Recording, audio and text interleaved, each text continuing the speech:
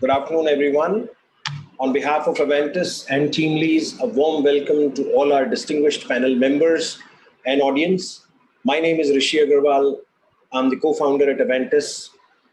We are here today for yet another significant discussion with the experts from industry on a very important topic on creating a culture of compliance in the company. Unfortunately, we are in the middle of another COVID cycle.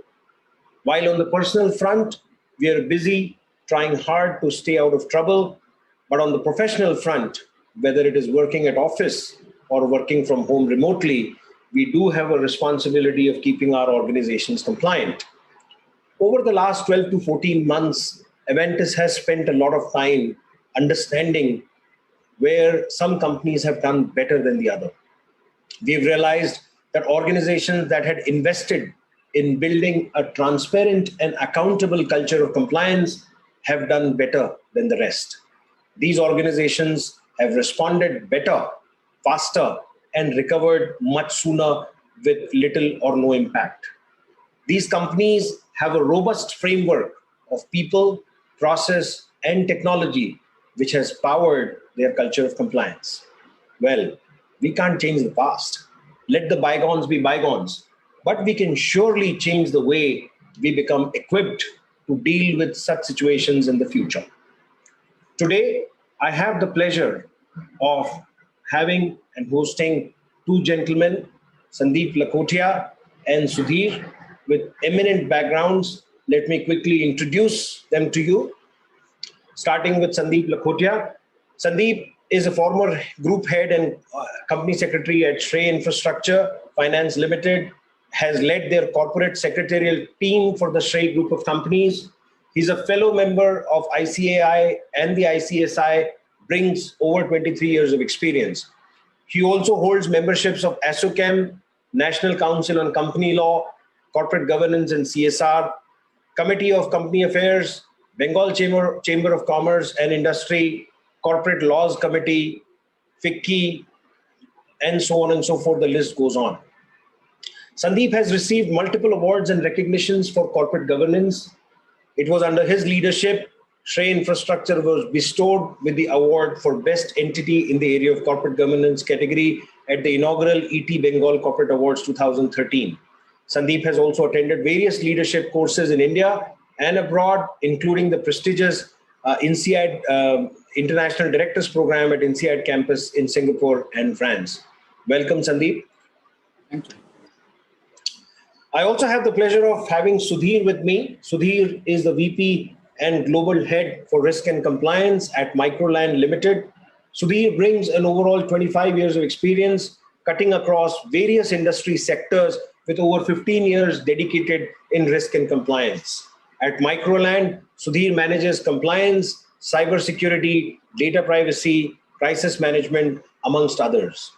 Sudhir comes with a deep expertise on compliance management in IT and IT-enabled services companies, and we often don't give enough credit to compliance officers in the sector, thinking this is a light-touch compliance environment. We don't realize that this industry faces a lot more compliances because their customers whom they serve are scattered all over the world, and they have obligations for satisfying a lot of their compliances as well. Welcome, Sudhir. Sure. It's been a pleasure being here. So, as you can see, we have a very diverse panel today, a very thought-provoking topic on how do we create a culture of compliance in a company. Culture is a very loaded word. Just by wishing, just by having a desire, culture cannot be created. It requires deep investment of time, energy, effort, money, lot of executive bandwidth. Actions have to be taken at various stages with robust framework on people, process, and technology to create a culture and to maintain that culture in a company. Our discussion today is focused exactly on this topic. So let me kick off this discussion today first by quickly laying the outline of what does it take to manage compliances in India. Managing compliances in India is complex. There are just too many acts, too many compliances, too many returns registers, challans, too many dates, and so on. So putting some context here on the screen, let me share some key statistics. In the country, we deal with about 1,536 acts with 69,233 compliances, leading to about 6,618 filings across 7 broad categories of compliance. If I deconstruct these numbers, no single company has to deal with this universe. However, as an organization moves from a single entity, single location, single business, which is a simplified version, to a multi-business, multi-entity, multi-locational organization, the compliance burden multiplies quite exponentially. If you look at this slide, you will see 7 broad categories of compliances making up 1,536 acts. Out of them, about 30% of acts and rules, they come from labor. Labor constitutes about 47% in terms of compliance. These are ballpark numbers. I'm sure if you create a list of all applicable compliances for your business, chances are labor will represent that percentage in your business as well. Labor is a concurrent subject. Both center and states legislate laws on labor. Currently, we are seeing a change in labor laws. Codification has been well underway. All the 29 central acts are being subsumed under 4 codes, and we are in advanced stages of that change. Chances are 60 to 70% of the compliance burden is going to come down as a result of this codification. Once it becomes real, we will know exactly what has gone down. The second category here is environment, health and safety, which deals with Environment Protection Act, solid waste management, e-waste management, hazardous waste management, batteries rules. If we can go back to the old slide, all of that goes into EHS. Finance and taxation deals with direct tax, indirect tax, customs, FEMA. It has all kinds of compliances around income tax, GST, advance tax, and all of that goes there. Commercial deals with equipment, hoists, lifts, cranes, pressure vessels, boilers, tools, tackles, weighing equipments, fire extinguishers. All of these equipments have implications on compliance. That is categorized in commercial.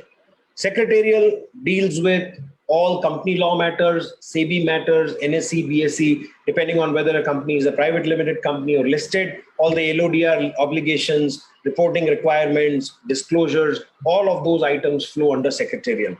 Industry specific deals with regulators, which regulate specific industries, and they account for almost 484 acts, but they are applicable to specific industries. So like TRAI for telecom, FSSAI for food, IRDAI for insurance, RBI for banking and shadow banking institutions, and so on. So this is at a high level, the compliance environment of the country. We have also gone ahead, categorized it into states and center.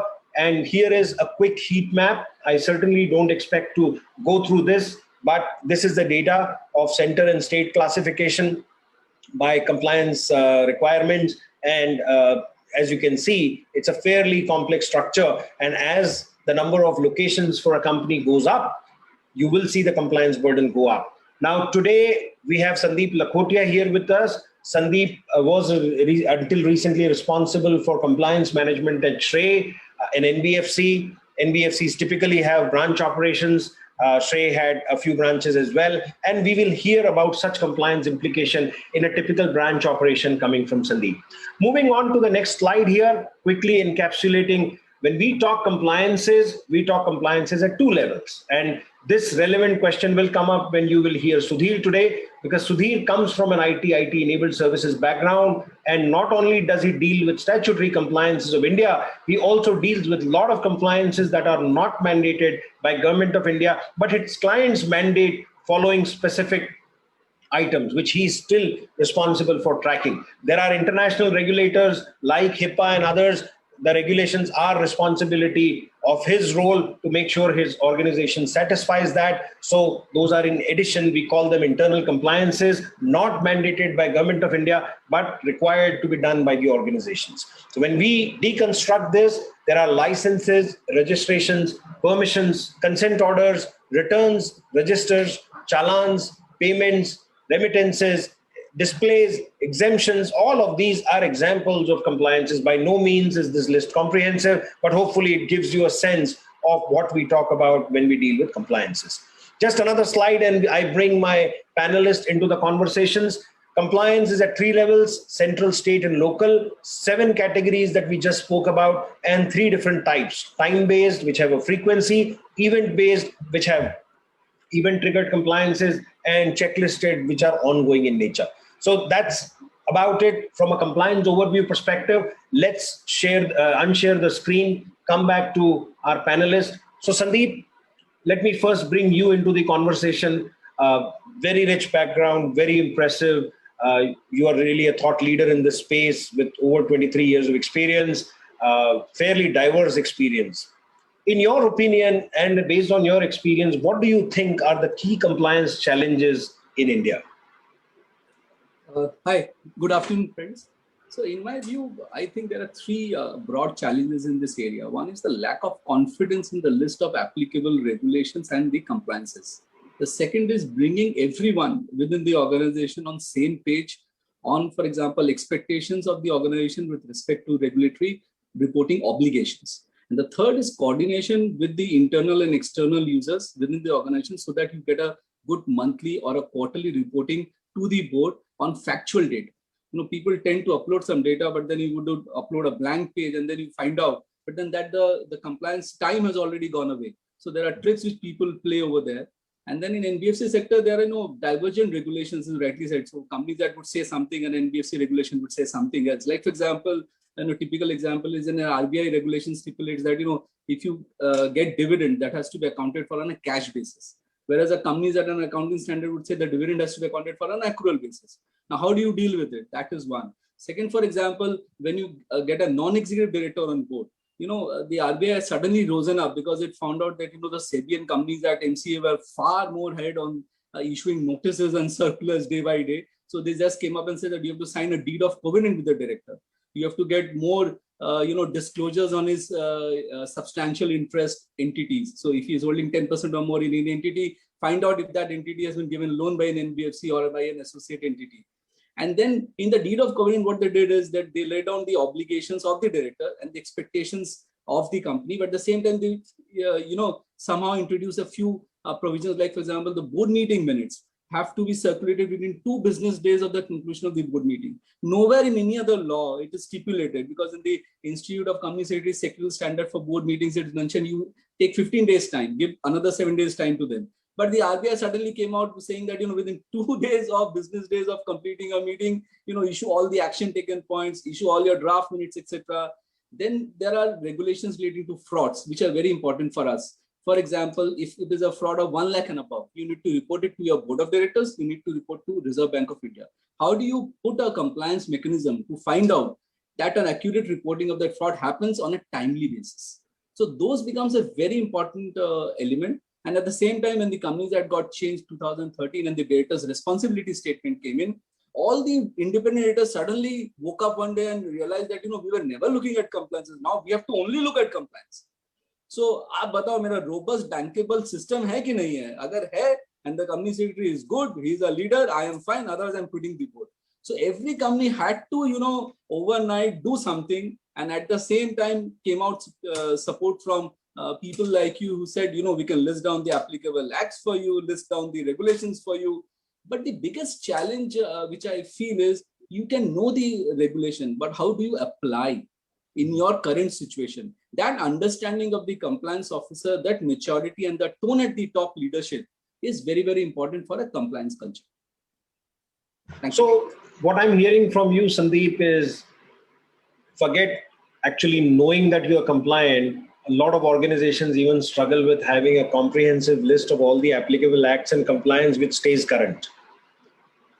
So in this context, let me give you some data point, which I'm sure our audience will also enjoy. The law of the land in India is highly fluid. It changes over 3,000 times a year. In 2020, which was a hyperactive year from a compliance fluidity perspective, there were over 4,600 changes in regulations that happened. We did some math based on our internal analytics. and we found that a mid-sized company operating in a couple of states went through about 1,000 of these changes, and they were applicable to them. Now imagine 1,000 changes applicable to a company. That translates into about 3 to 4 changes on a per business day basis. So knowing that a change has happened becomes a binding constraint here. Problem is, Sandeep, there are 2,233 websites which publish these changes. And if you are a multi-state operation, God save you, there is no way you are ever going to know what has changed and what was applicable. So there is a huge information asymmetry that we see in India from a compliance perspective. There is one more point here, Sudhir, which is basically that the compliance division of the department is treated as a cost center till now. And that's the major mindset change which is required. Because if it is a cost center, you have budgetary constraints. And within for example, a year like 2020 where COVID was there, your budgets were slashed. You cannot engage external experts or maybe take the technology support which you want to do over a long run.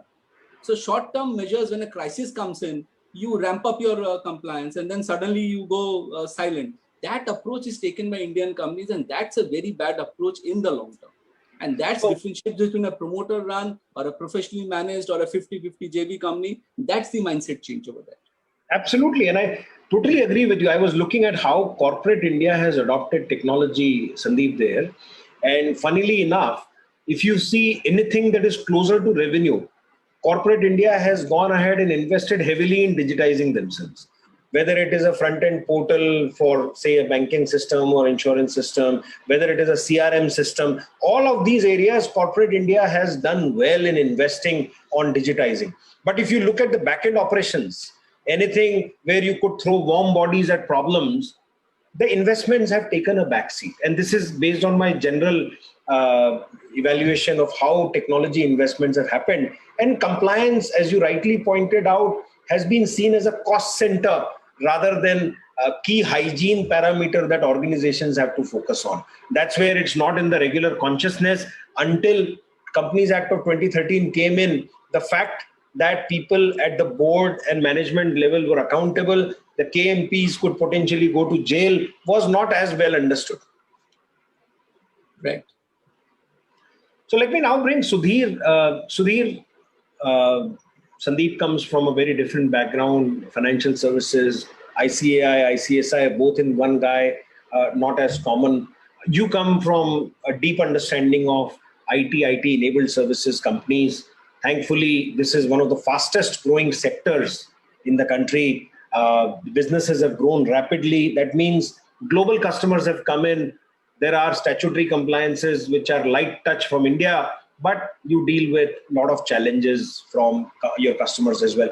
Why don't you enlighten our audience today, talk about what these challenges are, how do they look like, and how do you manage just the complexity? Yeah, sure. So, thanks. Just taking on from where Sandeep said, the cost of compliance or it's seen as a cost center where you do invest and stuff. So, to all the finance guys and leadership out there, if you think compliance is expensive, then try non-compliance for a change. Yeah, and then you know how expensive it is, right? So compliance is, like I say, it's just a journey. It's never a destination because you're as good as your last transaction, right? And that continues. So you don't realize it when you are compliant, but when you're not is when it makes headlines. That's when the world gets to know. That's when it hits you. That's when it pinches you. So I believe the tone for compliance has to come from the top. And compliance sometimes it's seen as just the laws of the land or the place that you're operating from, but it actually goes beyond that. It goes to some other extra jurisdictional compliances, like say maybe an FCPA, right? So which though it's a US law, but if you're operating out of the US, which most IT services firms do, then it really doesn't matter whether it's a bribe paid to someone in Nigeria or someone in India, right? So it it is you're bound by it. And so also say the UK Bribery Act, or or say the Modern Slavery Act, things like that. So there are lots of compliances which hit you because of either the geography that you operate in, or the industry that you operate in, or a combination of both. Right? And for example, if you're dealing with credit card data, right?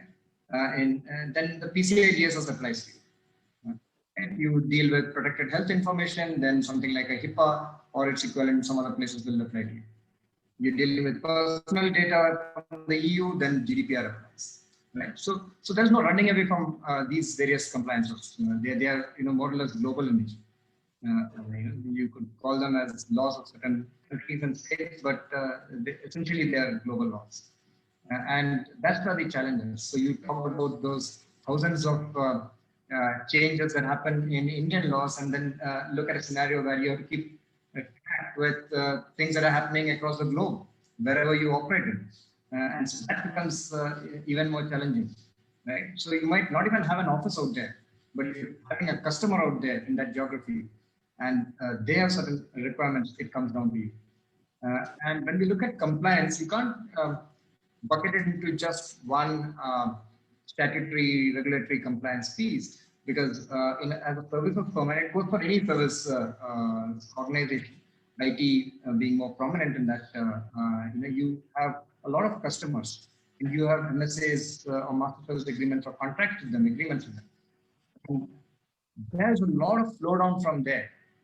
So it's not just about statutory regulatory compliance, it's also about contract compliance. So you may not be listed, so insider trading might not be that big an issue for you, but you may be having a bank as a customer, or an investment bank as a customer, and you have access to their database. So you suddenly become liable for insider trading regulations in other parts of the world. So that way, compliance is not to be taken lightly, even if you are in, say, something like the IT services, because the scope of compliance broadens. It becomes not just laws of the land, but it's contract compliance. It's many other compliances that are imposed on you by the nature of the work that you do, by the domains, and all of that. So anyone who thinks compliance in an IT service firm is not that tough, welcome, come on board. so that's all it is. Yeah. So, thank you for bringing that perspective, Sudhir. Just to summarize, from what I understand, you not only deal with compliances which are statutory in nature from an India government perspective, there are compliance obligations that come to you from foreign regulators like FCPA, Anti-Bribery Acts, and so on and so forth, which probably require all your employees to sign, to go through a certain number of trainings a year, make sure they are able to certify that they've gone through assessments, they are fully familiar with some of these. Your clients impose a number of these as a part of their contractual obligations on you, which need to be tracked. Countries, companies, industries, regulators of industries, all of these impose additional compliance obligations on you. That's what brings in the complexity. The unfortunate part is some of these are directly linked to the revenue. So in case you fail to meet these obligations, you run a risk of losing either the revenue or incurring huge penalties. So certainly those of us who did not have a visibility into the complexity of managing compliances in an IT setup certainly need to think differently. Now, at this point, let me take a pause for a moment. I hope our audience realizes that there is a Q&A section at the bottom of your screen.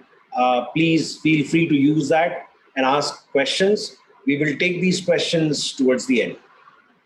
So Sandeep, let me bring you back. You spoke about certain ambiguities in interpretations and in certain cases even conflicts between what Companies Act requires and what RBI requires. Sometimes interpretation becomes a problem.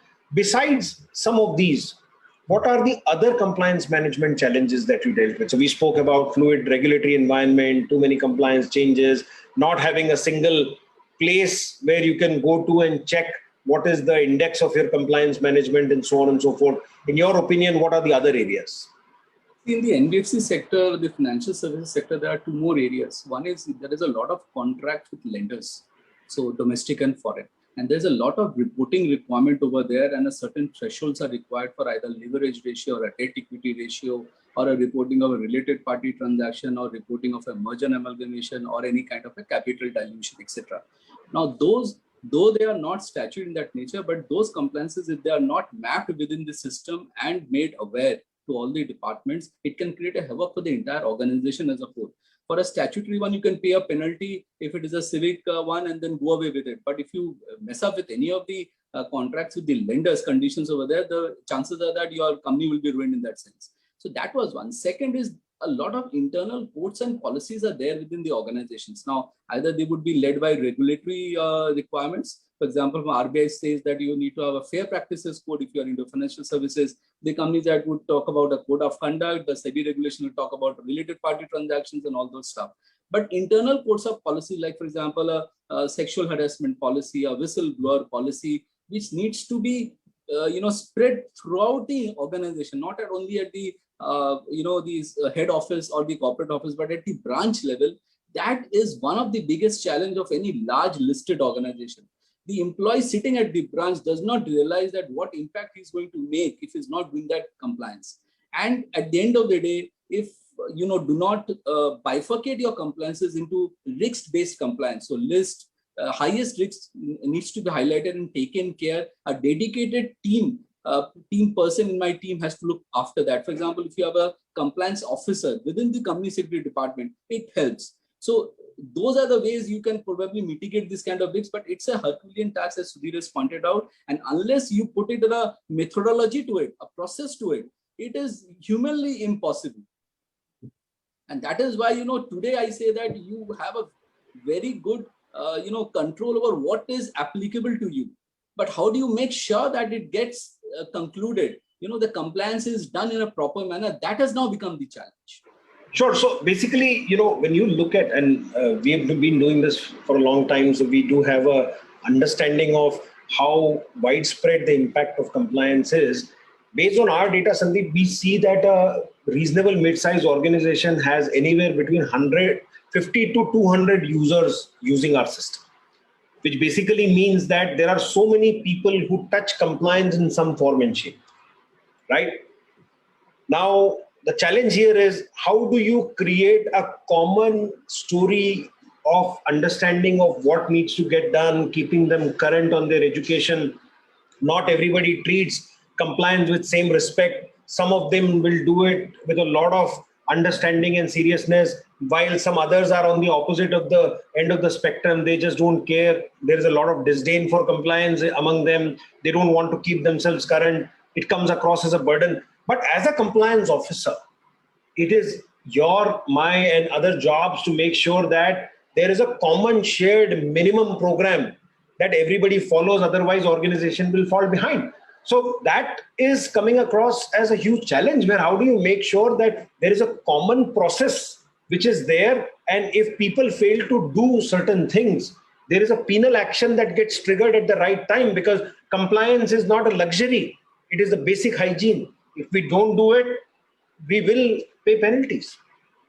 So we do a lot of things over there. So it's not easy, but I think if the compliance officer is a dedicated person, I think he has to start marketing compliance. The first and the foremost thing is, when you go to people, they say it is very difficult. Ye to nahi kar payenge. You have to simplify your compliances reporting. You have to automate. Tell them this is what you need to do. This is what you need to attach. That is one. So we'll discuss some of these solutions in the second part of our discussion. Let me bring the audience into the conversation at this point. Sudhir, do you want to come in, add to some of what you heard from Sandeep? Or yeah, so some of the challenges, if you will look at it from a compliance perspective, is also the fact that say in a manufacturing setup, right? So you would have folks on the shop floor who might not really understand your language, in the sense the English or the Hindis. So you would need to talk to them in vernacular. You would need to bring that, what you want of them has to be explained in a language that they can understand. Whereas in IT services firm, you may not face that challenge a lot, because most of them are bred on English, and you could do that. But if you've got across geographies, some in Europe, some in South America, etc., you would need to also communicate in maybe something like Spanish and German. Those also become important. So every policy, anything that you roll out, you have to look at it from, do you have the appropriate translated versions across this? I remember value scores I once created for an organization, one of those Fortune 20 organizations. And that value scores was translated to some 35 languages. So that so when you're rolling out, it's not like, okay, I make a change in one place and the world gets to know of it. Everyone in the organization gets to know of it. It's not like that. You need to talk in a language that the people understand. You have to go out of your way to ensure, and that's where the compliance office or the compliance team really has to play a big role in knowing the pulse of the organization, knowing how to communicate with them, and there's no harm in over communicating. Yeah, well, a lot of people who don't come from IT will often not realize these nuances of challenges with rollout of these policies, different local languages, translating them, keeping them current. So very well point made. Excellent. So let me now take a break here. I do request our admin team to bring up a quick survey just to collect the experience of our audience today. It just has about 7 or 8 questions. I do request the panelists, Sandeep and Sudhir, to also take the survey. Simple questions. Why don't we take a minute, just go through the questions and answer them.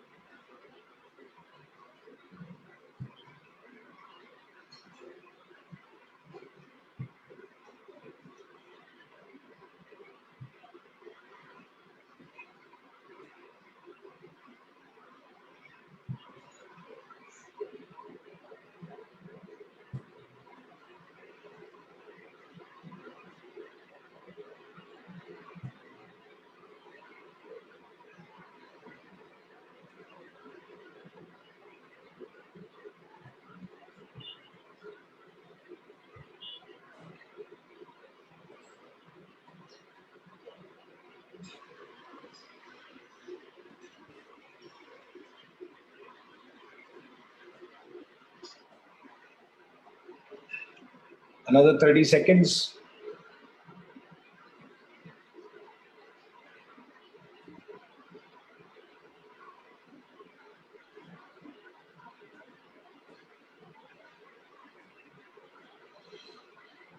I think, Rishi, you should also have an option of skip in one of the questions. Okay. Next time. Yeah. Because one of the questions particularly was whether your organization has missed one compliance in the last 12 months. I don't think anybody would point out whether they have missed. Sure. The challenge is also to know whether you have missed one or not. So you will know it when someone comes knocking at your door. Yep. So another 15 seconds and we wrap up the survey. I request the audience to go ahead and submit their answers. We're going to close it shortly. 10 seconds.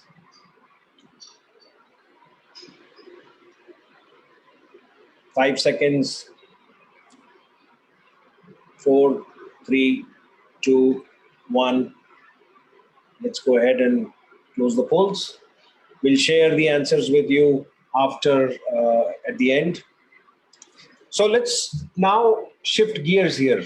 Enough problem discussion. So we've clearly understood what are the various challenges, especially with experts coming from two different industries, both with over 20 years of experience in managing compliances, one from the banking, shadow banking, RBI-oriented compliance institutions, second from IT-enabled services with rich background from other sectors as well, having good visibility into manufacturing compliance as well. Question now really is, how do we solve this problem? So we know we have a problem, right? How do we create a culture of compliance, right? The problem here is compliance is often a thankless job. Management expects you to manage compliance for the company. When you talk about resources, you will often be met with frown. But most of the people who do compliance don't report to you. They are scattered around the organization. They report into multiple functional heads. They are located in different geographies. They may not have common understanding of the importance of compliance. They may not understand the implications of their bad decisions on compliance and organization's reputation. These are all common challenges. Let me bring you in, Sudhir, understand from you, what are your thoughts on changing the culture of compliance, institutionalizing this culture so that everybody understands and has a common platform and we can do a better job of compliance management? Yeah, so I have what I call a Fourier approach to compliance. Sudhir, can you try bringing your microphone closer? There is a slightly lower audio coming from your side.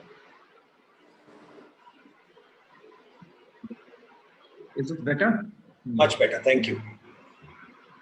But yeah, so I'm saying that, I have what I call a Fourier model of compliance that has evolved, over a period of time, along with a lot of my colleagues across industries that work, in the same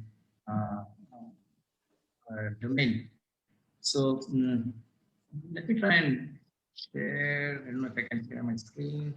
So Abhay, can we bring up the 4E framework that Sudhir is talking about? Just a sec.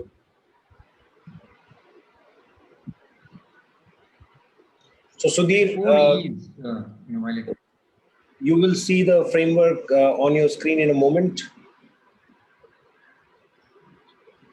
Abhay, can you change the slide? Yeah.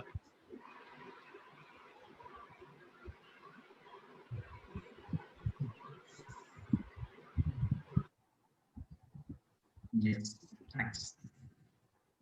So the 4 E's are engage, educate, enable, and enforce. So when you talk about engage, you got to engage with the board, understand their expectations. Obviously, in most cases, with 100% compliance and nothing short of it. You need to communicate with your employees, your business units, understand their pressures, their requirements, their wants. Of course, key is also to engage with SMEs, specialists, folks like Avantis who help you with a whole lot of information and data on changing compliances. Engage with influencers, academicians, anyone who can help you understand where the next compliance requirement is going to come from. How do you influence, certain bills? So let, for example, the PDPB, there are inputs that were sought, we are given, and hopefully some of it will make it into the act. So that's where you need to engage with all these folks. That's your primary thing. That helps you know what you need to comply with. Then the next part is about educate, build awareness. And we're talking about awareness, it could be across levels. So what a person on the top floor needs to know or a L1 resource needs to know would be different from what someone who is heading a business unit in a particular geography might need to know. So there's multi-level. So your training program has to be tailored to that. Multi-level, multi-mode.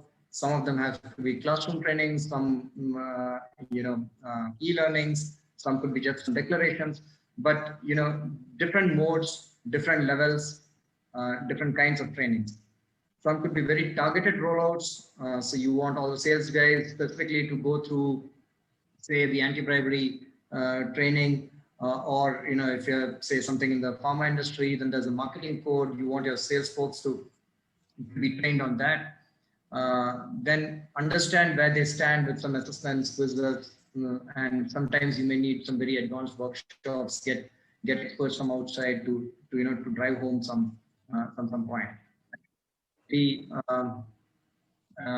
Then comes the enablement part. So now you know what to comply with. You've sort of made people aware what they need to,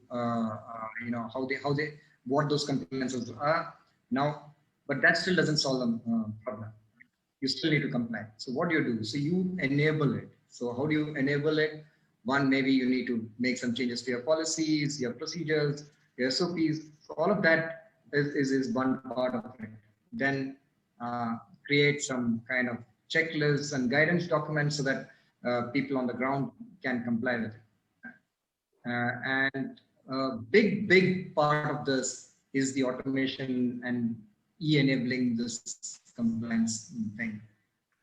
Because without that, it's going to be extremely difficult. You just saw how Rishi said, there's some thousands and thousands of compliances that a fairly mid-sized organization would need to comply.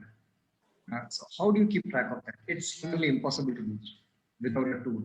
You need some tool, you need some repository of all your compliances. You need to know who has complied, what have they complied, what are the evidences for those.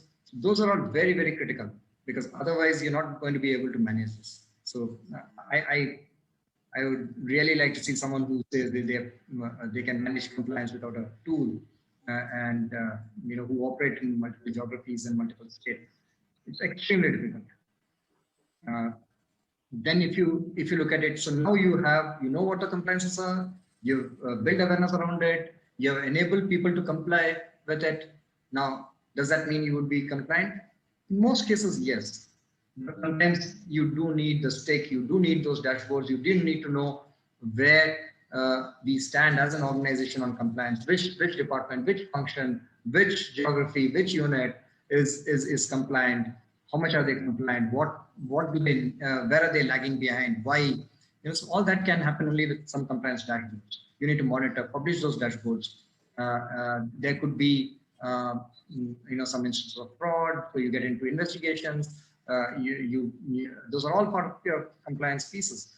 Another big piece in this is your ombuds process. So have a very strong whistleblowing process. Ensure that people are encouraged to report out issues that they see on the ground.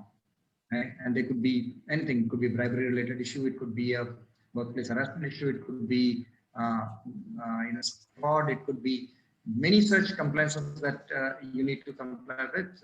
It could be privacy incidents, and you have an obligation to notify your data subjects. So there are lots of things that can come through effective whistleblowing, ombuds process, or some reporting process.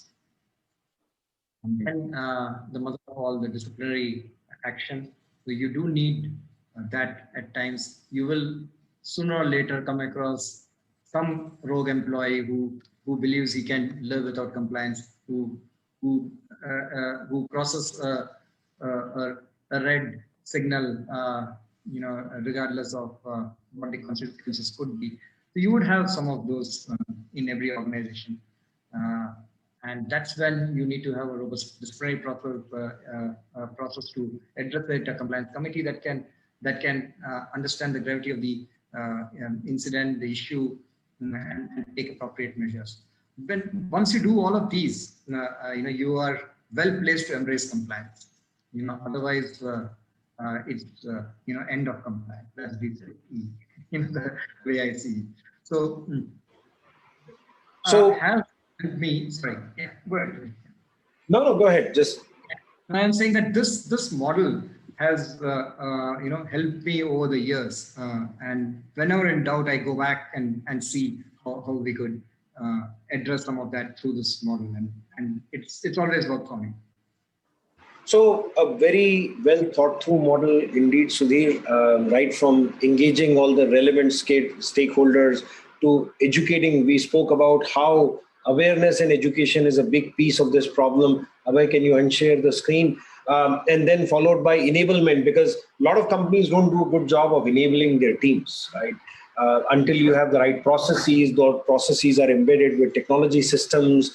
Those technology systems have inherent rules to send out right reminders, alerts, escalations, notifications. You can't expect people to remember all of this and do a good job of it. So I think very well articulated. I'd love for you to write a blog for our website, articulating this framework and elaborating on this further. But a lovely framework, very thought-provoking one.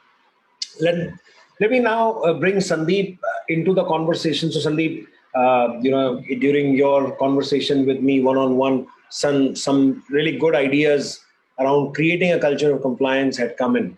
Why don't you share some of those with our audience today? Sure. Sudhir has shared a very good one. So I just thought of what extra could be added over there. So one thing which comes to my mind, which has helped us a lot, is reward compliance in the organization. The moment you do annual awards on compliances with an organization, whether it is a team member or whether it is any other departmental head, whichever department is doing a good job on compliance, reward that. That goes a very positive, that sends a very positive message across the organization. When you go for a strict enforcement, what happens is people do it out of fear, but that fear goes away when people change and XYZ, and the compliance officer image is then tarnished across the organization. Police officer. That will not work in the longer run. Second is you have to find out few means and ways depending on the type of organization you are in. For example, in our promoter-run organization, we interact with the internal audit team and we say, jahan bhi audit karne ja rahe ho, this department bhi, put up a slide on how that department is done on compliance. Just put up one slide on that. So when you present it to the audit committee on that and the compliance way, for example, they have not done good, automatically the chairman of the audit committee or one of the management team members will look at it and say that next time onward, this should not come. So this is a kind of a slowly enforcing it to another department. Third is, for example, so many penalties are being imposed nowadays and it is there in public domain. You start educating your independent directors on a regular basis that what changes are coming, what is the important for the company, but at the same time, see how much penalty was levied on such organization because of a SAT order or a SEBI order or MCA1 or RBA1, and what effect did it have on the reputation of the company and on the reputation of the director. They will help you in giving you the budget. They will give you all the fair-handedness you want so that you can implement. And second, in your board meetings, have some few agenda items on a regular basis. Like, for example, correspondence with regulatory authorities. That normally is not an agenda, but you bring it to the board and you bring it to the attention of the board that I had so many correspondence in the last quarter. They understand that the compliance department is also doing this and something can come out of that. So they give you all these resources and the benefit that you are doing something. Have some, for example, a stat compliance certificate which you bring to the board.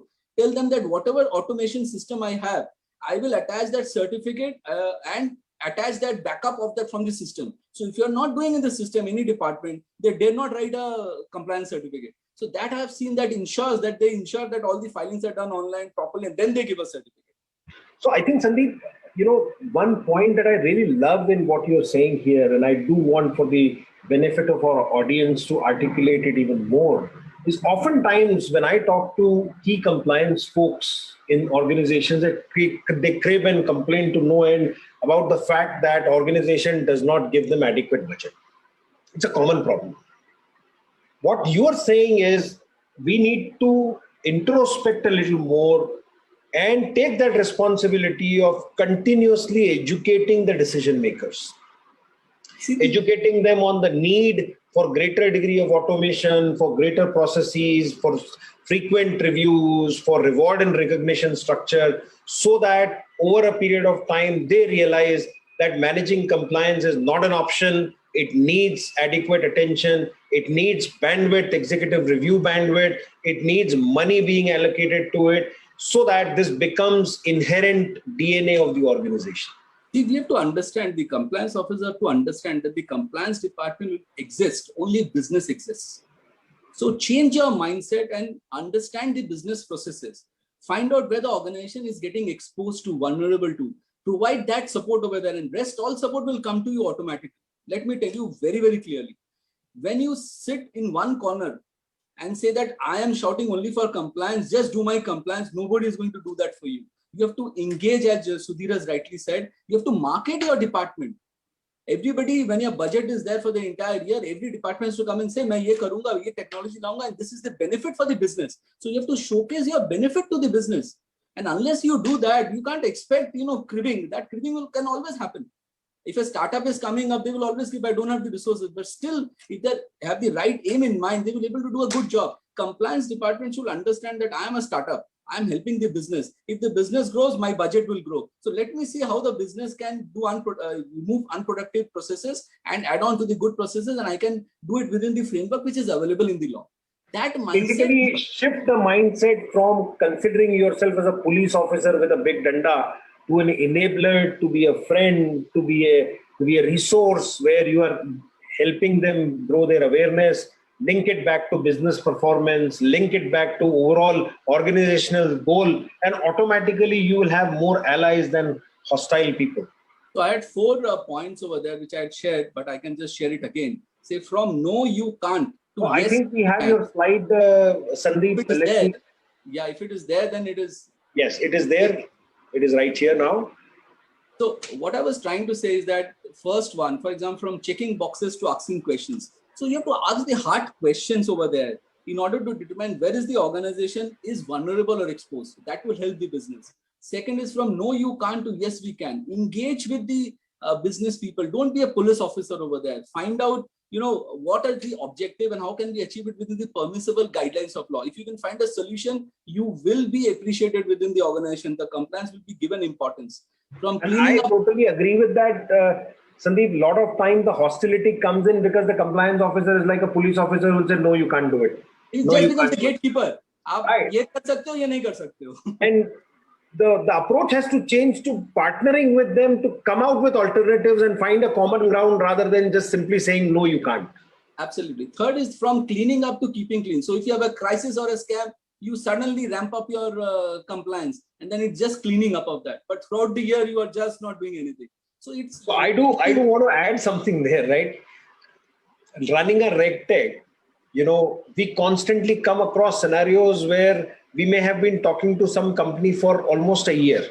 And every now and then we will engage in some conversations and they would tell us ki nahi yaar abhi budget nahi hai, while I need it, we'll talk. Suddenly, one fine morning you will get a call in like a severe emergency as if I was manning a 911 number. And they'll say, yaar, wo karna hai compliance. I'm like, yeah, karte hain. नहीं आप मेरे को proposal अभी भेजो 1 घंटे तक आपने नहीं भेजा अरे वो आपने प्रपोजल नहीं भेजा अरे भाई आपके साथ 1 साल से कॉन्वर्सेशन चल रहा है आपने 1 साल में कोई सेंस ऑफ अर्जेंसी नहीं दिखाई अभी सडनली नींद खुली है और 1 घंटे में आपको प्रपोजल चाहिए अच्छा आप ये इस महीने के एंड तक इंप्लीमेंट कर सकते हो क्या अरे I don't have a magic wand भाई I am not a magician. Absolutely. So what has just happened when you investigate, you will suddenly find out that they have received a notice. And that notice has a penalty going into a few lakhs. The notice has gone to the board or MD or CFO or CEO. Suddenly, shit has hit the fan. Everybody is running helter-skelter. People have started asking difficult questions. And that is, I really love the way you put it there, from cleaning up to keeping clean. This is a change of mindset. We have to, as compliance officers, realize that we are sitting on a ticking time bomb. If we don't focus on, keeping it clean, we will end up cleaning up someday. And the last one is from living apart to building bridges. This is my, favorite one. So the compliance department normally in every organization sits in a corner, in the sense they are, they think that they are separate because they're regulated, and therefore every regulation which stipulates compliance with the organization has to be done. There is no building a bridge. You have to meet the other departmental heads, the business owners, understand the business, understand the processes, see where cost synergies can happen. It is very important. If, for example, a CFO team is taking a budget for implementing something, a technology platform, and you can, take some synergy over there, use that to your advantage. But once you, build that bridge and go over to them and speak to them, then only you can do that. So I'm saying isolation mode mein compliance nahi possible. It can be possible for an MSME or a small organization. For a large listed organization, this approach will not work out. And therefore you see in large listed organization, whoever is the compliance officer, if he has the leadership skill, right marketing skill, the compliance officer will be at the top in the strategy meetings. Otherwise, you will be sitting outside. Absolutely. Very well said. So many nuggets of wisdom, Sudhir and Sandeep. Thank you so much for bringing this nugget. Unfortunately, we are not left with enough time, so I will quickly jump over to the Q&A. We have some lovely questions. First from Dr. Dakshina Chandra. Dr. Dakshina Chandra, thank you so much for being here. You reached out to me and offline on LinkedIn. I'd love to engage with you in a conversation. But for now, let me try and answer your question. The first question, by the way, Dr. Dakshina Chandra is a fellow of the Regulatory Governance Project at NLSIU Bangalore. She has a couple of questions. I think I probably am the best suited to answer them. What are the biggest challenges to growth of Regtech companies in India? Dr. Dakshina Chandra, the biggest challenge is even today, companies feel that they can manage their compliances in an ad hoc, manual, paper-based and people-dependent compliance program. They still don't feel the need to go digitize so that there is greater transparency, accountability, timeliness, and greater control. In the last 20 years, Indian organizations have gone ahead and spent money where there is a direct impact to revenue, whether it is onboarding customers faster, having end customer service portals and so on and so forth. If you look at investments being made on areas which don't have a direct linkage to revenue, compliance being one of them, they have shied away. However, Companies Act of 2013 came in, cost of poor compliance, cost of missed compliance has shot up significantly. Board responsibilities have gone up. Out of 69,233 compliances, 26,134 have criminality and jail term associated with them. Directors and key management personnel and CXOs potentially now can go to jail. Things are changing. Last 5 years have been different from the previous 70 years. What is changing? The culture of compliance is changing. People are starting to assume that compliance is not optional. It is a binding constraint for managing growth. The cost of penalty has gone up. The law has greater teeth. And all of this is starting to get reflected into the collective consciousness of enterprises. So as we have seen in the last 7 or 8 years being a leader in this space, the adoption of regulatory technology platforms have improved dramatically. But if I still have to take a larger view, out of 75,000 companies that in my view have to adopt technology platforms, under 2,000 companies today have adopted these platforms. So I think we still have a long, large way to go, lot of ground to cover. But I think the next 10 years are going to see a much faster growth than the last 10 years. That's where I will rest my case. Sandeep, Sudhir, any perspectives on the question? I absolutely agree with you. So all companies, like I said, it's extremely difficult to manage compliances without without automation, without, and so that's the way to go. And I'm sure, like you said, you do those statistics, 2,000 and 70,000 and all of that. Yes, so I can only see this grow. Regtech industry. Her second question, Sandeep, do you want to come in? I can take that second question because I'm a non-legal, non-CF guy. So, So just before you come in, Sudhir, I just wanted to check if Sandeep had something to add on the first one. What I'm saying is that the complexity is going to increase, but at the same time, the biggest challenge now going forward would be you will not get good compliance officers. So the people driving that compliance will be in limited numbers, because what has happened over the years is 3-4 years is the kind of penalties which have been levied on the company secretaries and the compliance officers had made them, unless you are able to do a good job, be there, otherwise be not there. And that is the approach which is going to happen. You will find out very few people over there who can take up that responsibility in a professional manner. And similarly, the regulations also are increasing so much that, at some point the government will realize that, what's the point in doing regulation? Every company will not be able to do it. So either you do it for top 100 companies and they are fine enough. Otherwise, it will be very difficult. Great. Sudhir, you want to take the second question there? Yeah. So, just for records, I don't have a legal background or a CS background or a CA background. So, I'm an engineer MBA. That's what I am. And I came into risk and compliance by accident some 16 years back. But ever since I've remained in this, because it throws you a new challenge every day. It gives you something to look forward to, something challenging every day.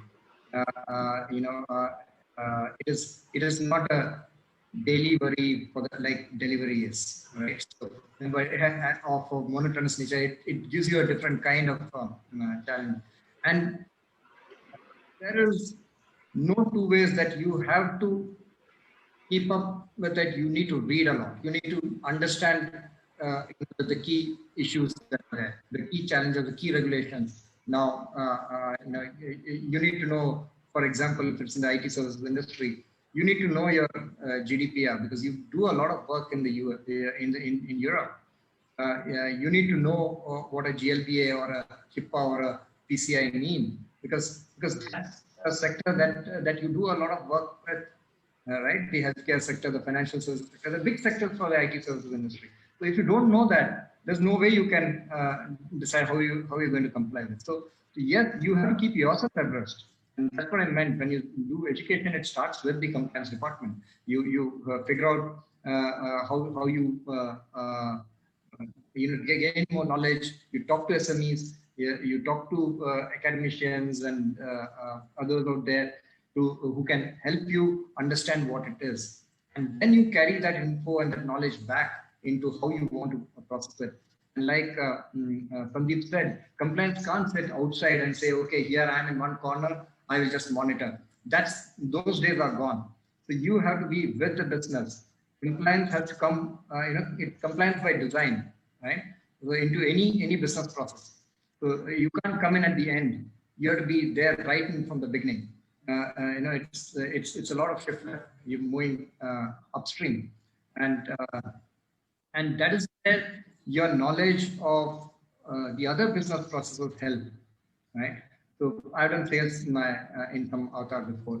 I've done delivery. I've done some marketing.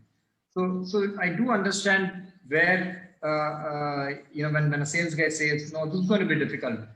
Okay, adhering to say UCPMP is challenging, but then you can empathize, you can figure out do things the right way, right? You can enable them, like Sandeep was saying, you have to enable them.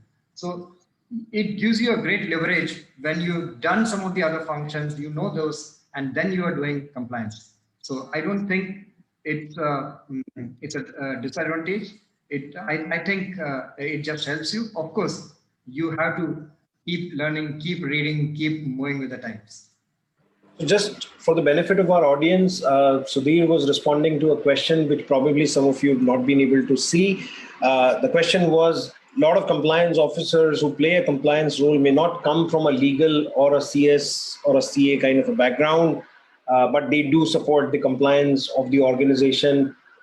How can we bridge that gap? How can they do an effective job? And Sudhir was basically talking about his own background, where he doesn't come from a legal or a compliance background. He became an accidental compliance officer 15 years ago. And Hindi mein shabd hai haseen coincidence tha, ye haseen accident tha jo hua. And the world of compliance got a smart compliance officer like him. Now, I do want to go back to Dakshina Chandra's question, the second one, which we missed out. Are there any rules and regulations that hinder adoption of Regtech? Dr. Chandra, no. There are no rules and regulations that hinder the adoption of technology. Government, in fact, has been talking about Digital India. Government has been going digital. They are creating technology at every level possible. There's a lot of investment that's going into that space. However, I will draw a parallel for you from the payments industry. If you look at UPI and digital payments the way we see them today, and go back about 2 years ago, they were few and far between. Last year, around February, March, we did about 1 billion payment a month. We are already doing 2 billion payments now. So there is a life cycle where the first few periods are far more difficult, and after a critical mass, the ecosystem primes up and the adoption of these platforms shoot up significantly. I think in the next year or two, we are going to start seeing greater adoption of technology. COVID has played a vital role. As I was giving examples earlier, lot of companies have realized that paper-based, manual and people-dependent processes are leading to a lot of poor compliance, miscompliances, penalties, and so on and so forth. And organizations have very little tolerance for money going down the drain, paying penalties and interest for human errors. And that's where technology is going to come in, play an important role. But a short answer to your question, there are no regulations which hinder adoption of technology. The third question she has, by the way, Sandeep and Sudhir, feel free to come in.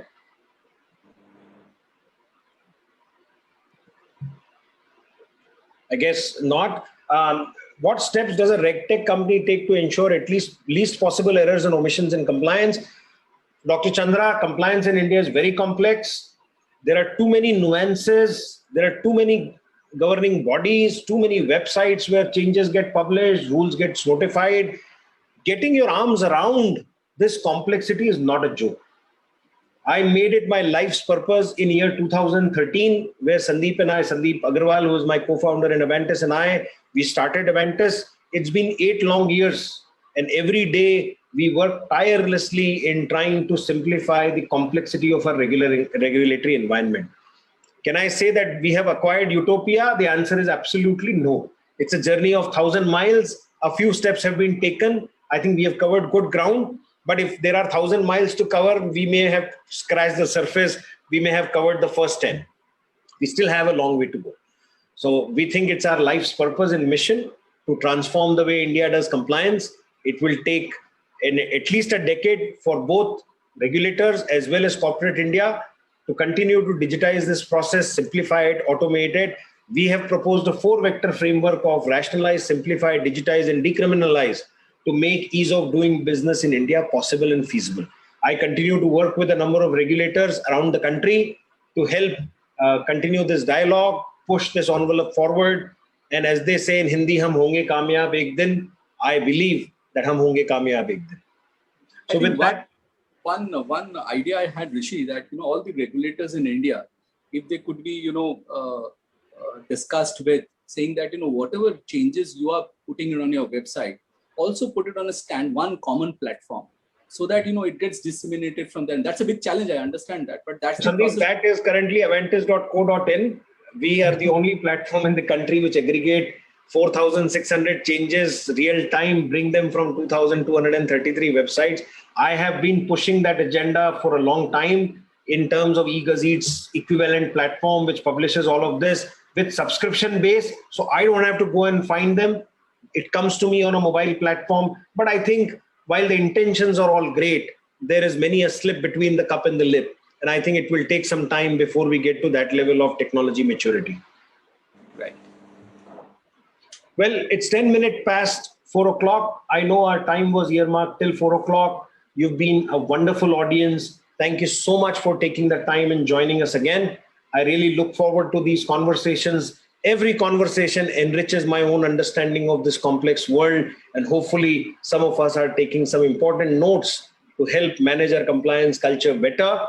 Until next time, thank you so much. Your host, Rishi Agarwal, thanking our participants today, Sandeep Lakhotia and Sudhir. Thank you again. See you until next time. Thank you. Pleasure.